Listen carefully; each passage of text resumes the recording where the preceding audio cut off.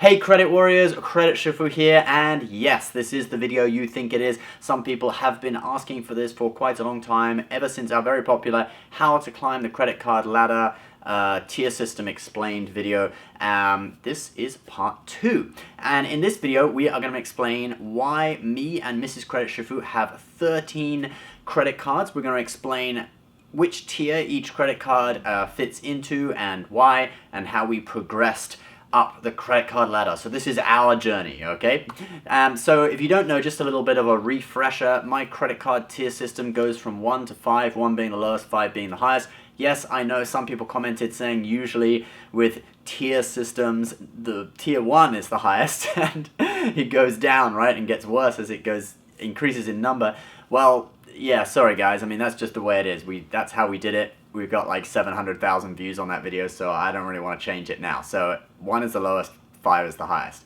So tier 1, or level 1, whatever you want to call it, rung 1 of the ladder. It's basically credit builder cards, starter cards, no annual fee, no rewards. Could include secured cards and subprime cards as well. Tier 2, generally no annual fee or very low annual fees, like $39 a year, but generally no annual fee, and some rewards like cashback or something like that. Tier 3 is when rewards start getting big, so you'll see sign-up bonuses worth like $500 or so, like 50,000 points. These cards will be able to earn transferable points. There's a lot of hotel cards in this category. So substantial rewards, annual fees of around $100 or sometimes a little bit more, up to $200. But you won't see any of the real huge benefits like airport lounge access. And then tier 4 we have is premium cards, annual fees at least $450. Typically they all have airport lounge access. They give some travel credits, that kind of thing. Tier 5 is invitation only cards. We don't have any of those yet. We're not rich enough. Hopefully in the future. Anyway, so let's now look at our credit card collection of 13 different credit cards, and we'll see which fits into which tier. So in tier 1, we have the Capital One Platinum card, and this is a card that me and Mrs. Credit Shifu got right at the beginning. We've got one each, and I would thoroughly recommend this to anyone who is starting off on the credit card building, climbing the first rung of the credit card ladder. So the Platinum is an unsecured card. There's also the Platinum, the Capital One secured MasterCard, which you can put a deposit of $200 minimum, and you get a credit card, easy to get with no credit score. Some people without much of a credit score can get the Capital One Platinum anyway, so that's what we did. I think we got a limit. I got $500. Mrs. Credit Shifu got $300 limit at the start. They increase your limit after 5 months of on-time payments, and of course we paid on time. We paid the whole thing off every month, and so we increased, and the limits are several $1,000s on these cards, but they don't have any rewards, so we don't really use them anymore. And just a little note, this one, Capital One, has a cool feature where you can add photos to the front of your card. So Mrs. Credit Shifu put our wedding photo on there. It's pretty cool. All right, now let's go to tier 2. So tier 2, this is where you start to earn some kind of rewards. So first up, we have the Chase Freedom, which is a great cashback card from Chase. It's pretty future-proof as well. So it actually makes up part of the Chase trifecta. And if you watch a lot of videos or read a lot of blogs about credit cards, you're going to bump into the Chase trifecta sooner or later, right? Typically it includes the Chase Freedom, Freedom Unlimited, and Sapphire, or Freedom Inc. Business and Sapphire. Yeah, it could actually be a quadruple thing, but anyway. And so, yeah, the Chase Freedom, obviously 5% rotating quarterly categories. You can earn a lot of points in it. You can transfer them to the Sapphire cards and then transfer them to airlines. So very useful card. We have videos on that as well on our channel. Next, we have the Freedom Unlimited, which is like the Freedom, although it just earns 1.5% back on everything. And it also has the points that later on can be transferred to the Sapphire cards. So these two both have no annual fee, and they could be considered the first rungs on the Chase ladder, the first, the easiest Chase cards to apply for and get. The Freedom was actually my first card. I got this Capital One Platinum after the Freedom, but for most people that would probably be the other way around, because the Capital One Platinum is a tier 1 card, more of a starter card. Chase Freedom, more of the second rung on the credit card ladder. Now next up we have the Amex Everyday card. This is a card I would recommend as a good first Amex. You can get it with a credit score sort of in the upper 600s, approaching 700. And it's also future-proof because it earns Amex MR points. And it could be said it's part of the Amex trifecta, okay? You have the Everyday card, the Gold card, and the Platinum card, I guess, would make up that. It's less talked about, though.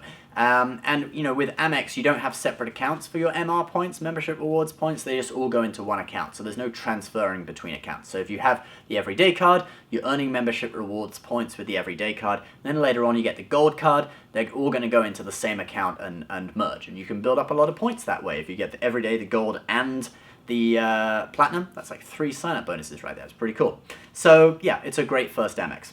Now we have the Hilton card, and that's also from American Express. And this is great because I do a lot of sort of like weekends away, just in the US, drive somewhere, stay overnight. The bonus on this card when I got it was 75,000 Hilton points. With the spending, it got you up to like 80 or 90,000. So that was 3 nights at little like Hampton Inns or Garden Inns, you know, in small towns in the US. Perfect for just, you know, simple getting away with the family kind of thing. Very, very useful. And a lot of my award redemptions, you're going to see this as kind of my strategy in the credit card game. I do redeem a lot of points for hotels rather than for flights, just because I'm often traveling with my family, and with the hotel, you can pay a certain number of points for the room, and then you can have as many people as you want, well, within reason, in that room, right? You can have your whole family in the room for the same price. Whereas with air tickets, you buy 1 business class seat, you can't put like 3 people in that seat, okay? So you got to pay more points. So it's much easier to do hotel redemptions.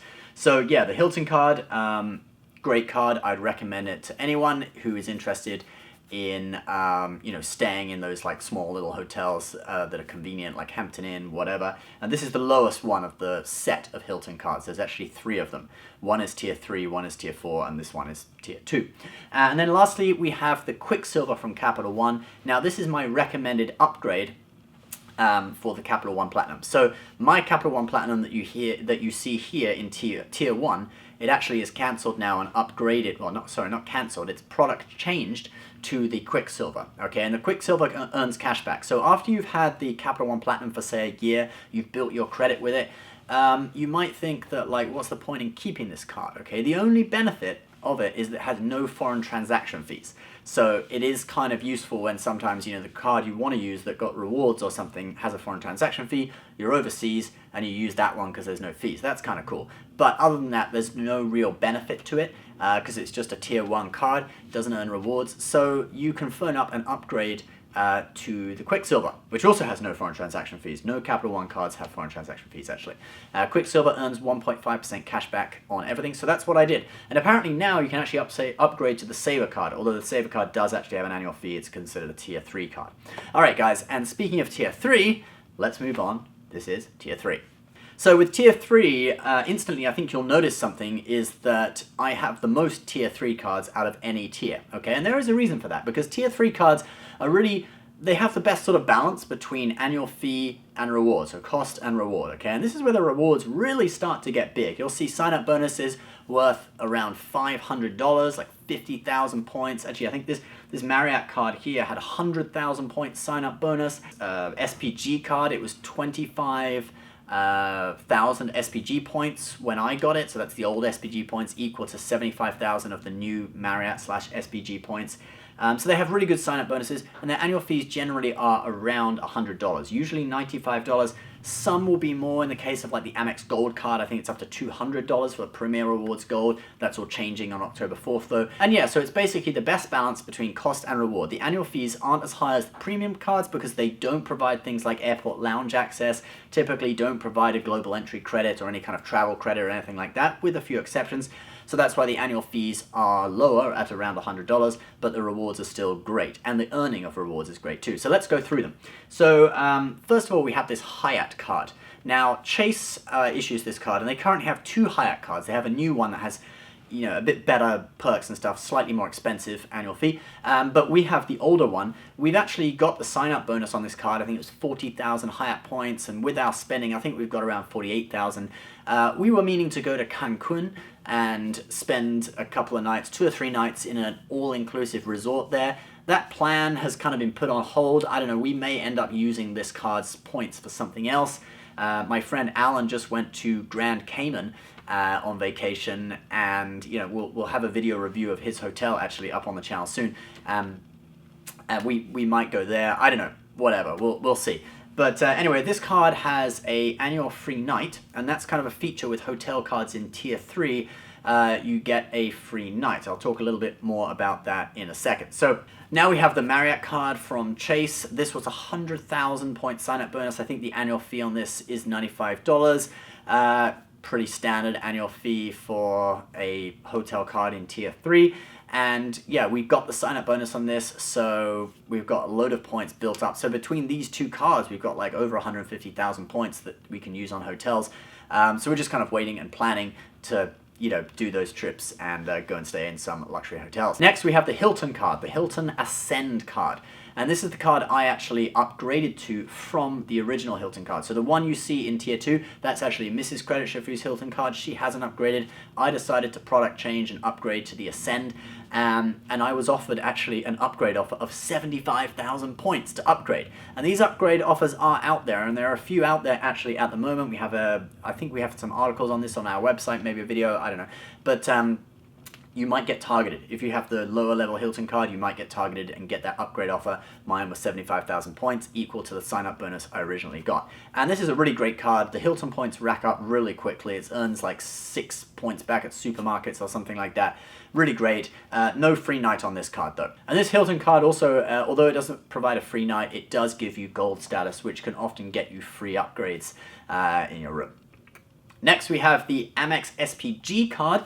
This is the one that went through a bit of a revamp, and the point earning has decreased. It used to earn 3 points per dollar on everything. There's actually 1 of the old SPG points, but it's equal to 3 of the new points. Now that's only 2 points per dollar, so it's actually decreased by a third, but they have added a free night. And I'll use this example to show you how great these free nights are, because basically in most cases these free nights will completely cancel out the annual fee and then give you even more value on top. So I will probably end up using my free night at this hotel. I visit this area quite a lot, Courtyard by Marriott. It's in upstate New York in Orange County. And basically if you want to know how to use the free night certificate on this card, because it's new, the free night doesn't show up in your Amex account. It shows up automatically in your SPG account, I think like 6 weeks after your account's anniversary, your Amex card's anniversary. It may be sooner, but up to 6 weeks.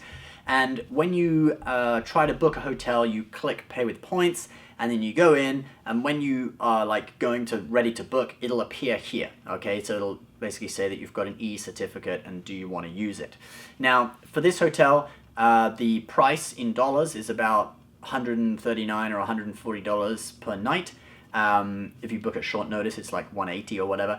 But you can see I'm using my free certificate for it. So that you think about it, the card's annual fee is $95. The free certificate is covering at least $140 worth of hotel, and that's actually quite a low redemption. You could actually go to a more expensive hotel. I forget which category it's available for, but this is definitely one of the lower ones. I'll put that on screen if I have it.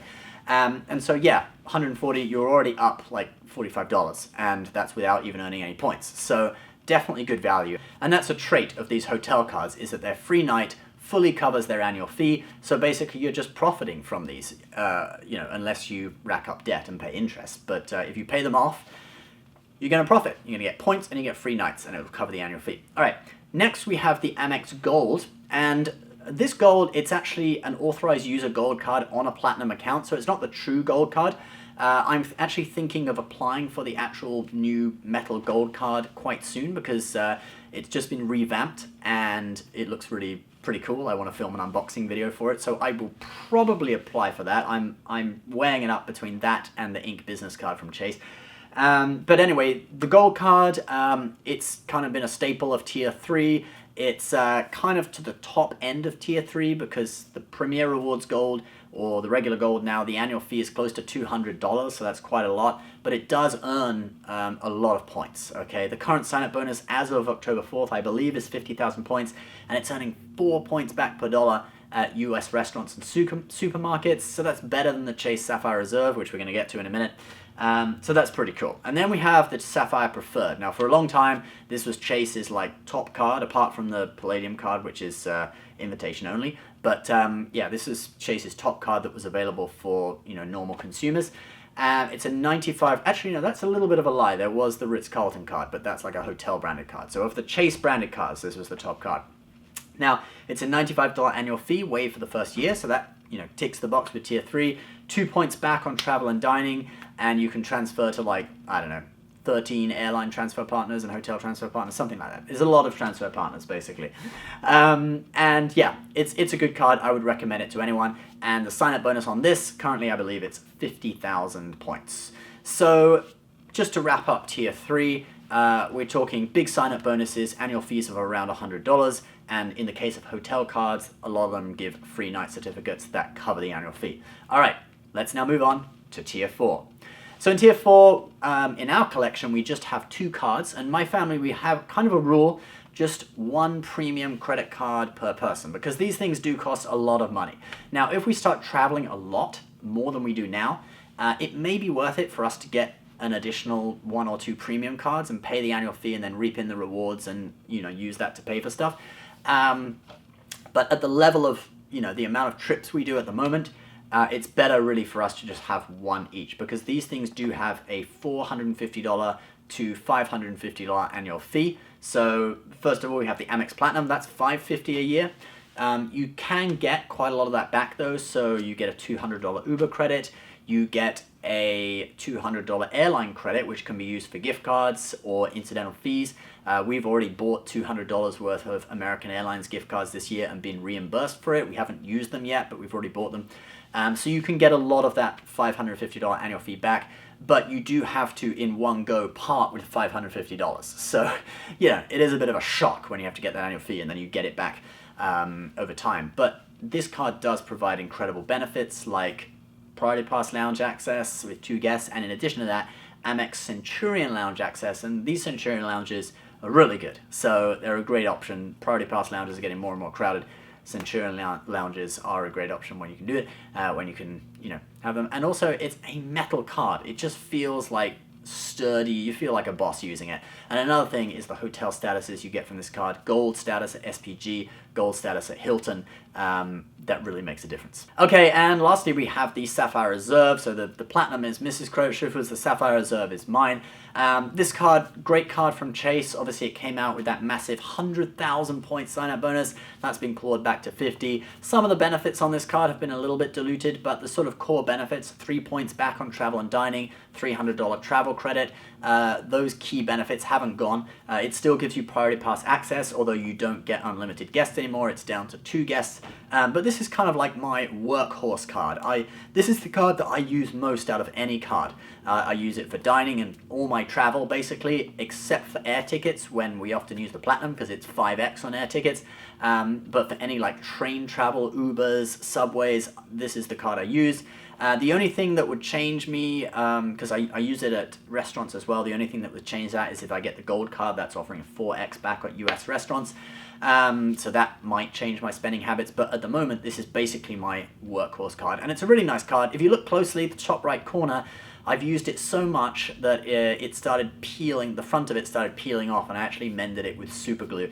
So that's a little tip. If your Sapphire Reserve starts peeling apart, you can use a tiny amount of super glue to stick it. Don't use too much though, because otherwise it doesn't fit in the card slots in card readers. So guys, that is our journey through the credit card tier system, climbing the credit card ladder. So far we have cards from tier 1 to tier 4. Maybe one day we'll be rich enough to have a tier 5 card like the Amex Centurion.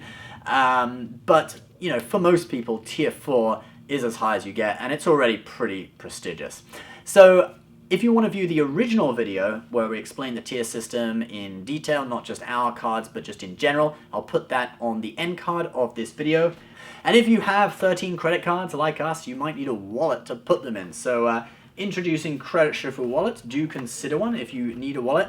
They're Italian leather, they smell great, and they fit a variety of credit cards. They also have the ID section there, so you don't have to take your ID out when you need to show your driver's license or whatever. As usual, guys, we will put some of our favorite travel rewards credit cards. A lot of them are in tier 3. We'll put a link to them in the description of this video so you can see what awesome deals are out there for you to rake in those rewards and learn more about that.